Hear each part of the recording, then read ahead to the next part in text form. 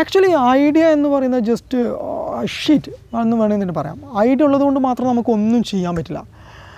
അതിൻ്റെ എക്സിക്യൂഷൻ അല്ലെങ്കിൽ അതിൻ്റെ കൊമേഴ്സ്യലൈസേഷൻ ആണ് ഏറ്റവും ഇമ്പോർട്ടൻ്റ് എന്ന് പറയുന്നത്.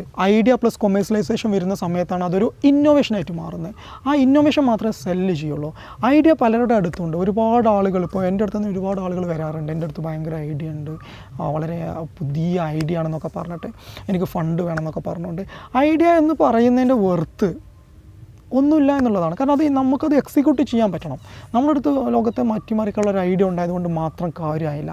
ആ ഐഡിയ നടപ്പിൽ വരുത്തുവാനുള്ള കഴിവും കൂടി നമ്മളെടുത്ത് വേണം, അല്ലെങ്കിൽ അതിനുള്ള സ്ട്രാറ്റജീസ് നമ്മളെടുത്ത് വേണം. എങ്കിൽ മാത്രമേ അതൊരു വെർത്താവുന്നുള്ളൂ. അപ്പോൾ മാത്രമേ ആളുകൾ അതിലേക്ക് ആകൃഷ്ടരാവുള്ളൂ. അതുകൊണ്ടാണ് നിങ്ങൾ ആദ്യത്തെ സ്റ്റേജിൽ, ഫസ്റ്റ് സ്റ്റേജിൽ ഇൻവെസ്റ്റ്മെൻറ്റ് ചോദിച്ച് നടക്കുന്ന സമയത്ത് നിങ്ങൾക്ക് ഇൻവെസ്റ്റ്മെൻറ്റ് കിട്ടുന്നതിന് നിങ്ങൾ പ്രയാസപ്പെടുന്നത്. കാരണം നിങ്ങൾ ചെന്ന് ഇൻവെസ്റ്റ്മെൻറ്റ് ചോദിക്കുന്ന സമയത്ത് അയാൾക്ക് നിങ്ങളുടെ വെർത്ത് അറിയില്ല, നിങ്ങളുടെ സ്കില്ലിനെ കുറിച്ച് അറിയില്ല, നിങ്ങളുടെ സ്ട്രാറ്റജീസിനെ കുറിച്ച് അറിയില്ല. നിങ്ങൾ കൊടുക്കുന്ന ഈ ഒരു ഐഡിയയിൽ മാത്രം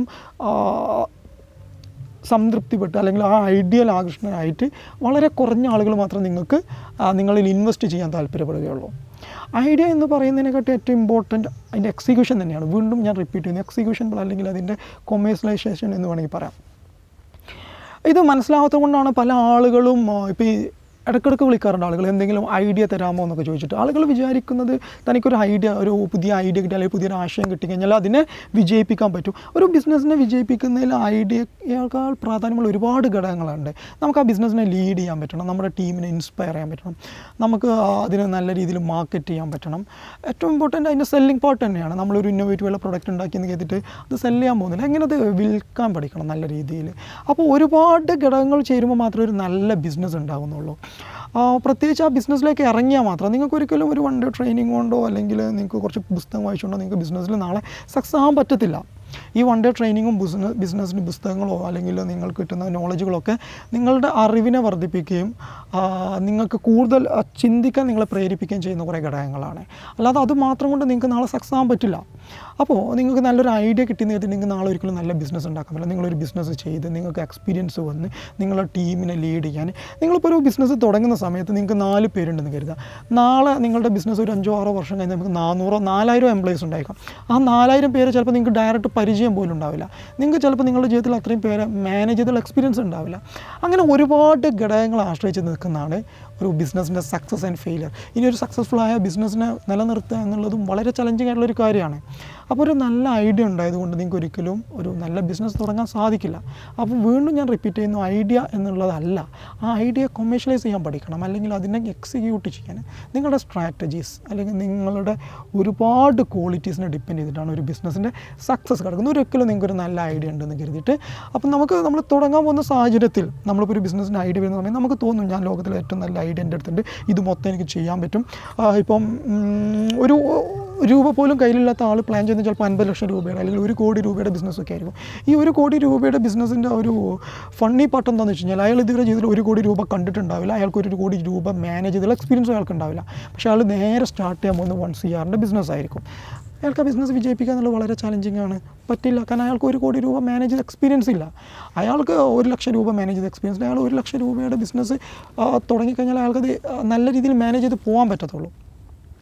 അയാൾ നാളെ തന്നെ വലിയൊരു ബിസിനസ്സിലേക്ക് ഇറങ്ങിക്കഴിഞ്ഞാൽ അയാൾക്ക് എക്സ്പീരിയൻസ് വേണം, ഒരു ബിസിനസ് ചെയ്തുള്ള എക്സ്പീരിയൻസ് വേണം, അയാൾക്ക് ഇൻഡസ്ട്രി നോളജ് വേണം, മാർക്കറ്റ് സിറ്റുവേഷൻ അറിയണം, അല്ലെങ്കിൽ മാർക്കറ്റ് നോളജ് വേണം. ഇതൊക്കെ ഉണ്ടെങ്കിൽ മാത്രമേ അയാൾക്ക് നല്ലൊരു ബിസിനസ് മാൻ ആകാൻ പറ്റുള്ളൂ. അല്ലാതെ നമ്മുടെ നല്ലൊരു ഐഡിയ ഉണ്ട്, ഒരു 1 CR കിട്ടിക്കഴിഞ്ഞാൽ എന്നെക്കൊണ്ട് നല്ല ബിസിനസ് വേണം. പലരും വിചാരിക്കുന്നത് ഫണ്ടിങ് ആണ് പ്രശ്നം, ഫണ്ട് കിട്ടിക്കഴിഞ്ഞാൽ എൻ്റെ എല്ലാ പ്രശ്നത്തിനുള്ള സൊല്യൂഷനായി.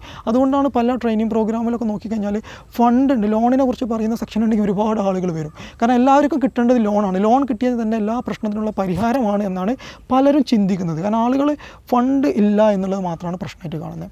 ഞാൻ നിങ്ങളടുത്തൊരു കാര്യം പറഞ്ഞു, ഞാനൊരു 5-6 വർഷം മുന്നേ ഇൻവെസ്റ്റ്മെൻറ്റൊക്കെ ചോദിച്ചിട്ട് ഒരുപാട് ആളുകളുടെ അടുത്ത് ഞാൻ ചെന്നിട്ടുണ്ട്, ഈവൻ ബിഗ് ഷോട്ട്സിൻ്റെ അടുത്ത് വരെ ചെന്നിട്ടുണ്ട്. അപ്പോൾ അന്ന് ആളുകൾ ഫണ്ടൊന്നും എനിക്ക് തന്നില്ല. അപ്പോൾ അന്ന് ഞാനും ചിന്തിച്ചിട്ടുണ്ട്, എന്താണ് എനിക്ക് നാട്ടിൽ ഫണ്ട് കിട്ടാത്തത്, എനിക്ക് ബിസിനസ് ചെയ്യാൻ വേണ്ടിയിട്ട് മാത്രം ഫണ്ട് കിട്ടുന്നില്ല, ഈ ഫണ്ട് കിട്ടും ലോൺ കിട്ടും എന്നൊക്കെ പറയുന്നത് തട്ടിപ്പാണ് അല്ലെങ്കിൽ വെട്ടിപ്പാണ് എന്നൊക്കെ ഞാനും ചിന്തിച്ചിട്ടുണ്ട്. പക്ഷേ ആക്ച്വലി അന്ന് എൻ്റെ വെർത്ത് അത്രയേ ഉള്ളൂ, എനിക്ക് ചെയ്യാൻ പറ്റുന്ന കാര്യങ്ങൾ അത്രയേ ഉള്ളൂ. അത് ഞാൻ തിരിച്ചറിഞ്ഞിട്ടില്ല ആക്ച്വലി. അതായിരുന്നു അവിടുത്തെ പ്രോബ്ലം. ഇന്ന് സിറ്റുവേഷൻ നേരെ ഡിഫറൻറ്റ്. എൻ്റെ അടുത്ത് ആളുകൾ വന്നിട്ട് സാർ എൻ്റെ അടുത്ത് കുറച്ച് ഫണ്ട് ഉണ്ട്, എനിക്ക് നല്ലൊരു ഇൻവെസ്റ്റ്മെൻറ്റ് ഓപ്പർച്യൂണിറ്റി പറഞ്ഞു, അല്ലെങ്കിൽ എനിക്ക് നല്ലൊരു പാത്ത് കാണിച്ചു തരണം, അല്ലെങ്കിൽ സാർ എന്തെങ്കിലും ബിസിനസ് ചെയ്യുമ്പോൾ ഒന്ന് പറയാം, ഞാൻ ഇൻവെസ്റ്റ് ചെയ്യാൻ വില്ലിങ്ങാണ്. ഇൻവെസ്റ്റ്മെൻറ്റ് ഇങ്ങോട്ട് വരുന്നു. അന്ന് ഞാൻ അങ്ങോട്ട് അന്വേഷിച്ച് നടന്നിരുന്നു. ഞാൻ അവിടെ ചെയ്ത് എൻ്റെ വെർത്ത് കൂട്ടുക എന്നുള്ളതാണ്, എൻ്റെ സ്കില്ലുകളെ ഡെവലപ്പ് ചെയ്യുക, അല്ലെങ്കിൽ എൻ്റെ നോളജിനെ കൂട്ടി. ഇത് ഓട്ടോമാറ്റിക് എൻ്റെ വെർത്ത് കൂട്ടി. ഈ വെർത്ത് കൂട്ടിയപ്പോൾ ഈ സംഭവങ്ങളൊക്കെ എന്നിലേക്ക് വന്നു ചേർന്നു എന്നുള്ളതാണ്. നമ്മൾ ആദ്യം അതിന് അന്വേഷിച്ച് നടന്നതാണ്. അതുകൊണ്ടാണ് പറയുന്നത്, നിങ്ങളുടെ അടുത്ത് വെർത്ത് ഇല്ലാത്തതുകൊണ്ടാണ് നിങ്ങൾക്ക് ഇന്ന് അത്രയും ഫണ്ട് കണ്ടെത്താൻ അല്ലെങ്കിൽ അങ്ങനത്തെ ആളുകളെ കണക്ട് ചെയ്യാൻ പറ്റാത്തത്. സോ ആദ്യം നിങ്ങൾ നിങ്ങളുടെ വെർത്ത് കൂട്ടും, നിങ്ങളുടെ വെർത്ത് കൂട്ടി നിങ്ങളുടെ സ്കില്ല് കൂട്ടും. സോ നിങ്ങൾക്ക് ഓട്ടോമാറ്റിക് ഇതെല്ലാം നിങ്ങളിൽ വന്നു ചെയ്യും. അപ്പം ഐഡിയ ഉള്ളത് കൊണ്ട് മാത്രം, ഞാൻ വീണ്ടും റിപ്പീറ്റ് ചെയ്ത് പറയുകയാണ്, ഐഡിയ ഉള്ളതുകൊണ്ട് മാത്രം ഒരിക്കലും നിങ്ങൾക്ക് നല്ല ഒരു ബിസിനസ് ഫോം ചെയ്യാൻ സാധിക്കില്ല. അതിന് മറ്റൊരുപാട് സ്കില്ലുകൾ നിങ്ങൾക്ക് ആവശ്യമുണ്ട്.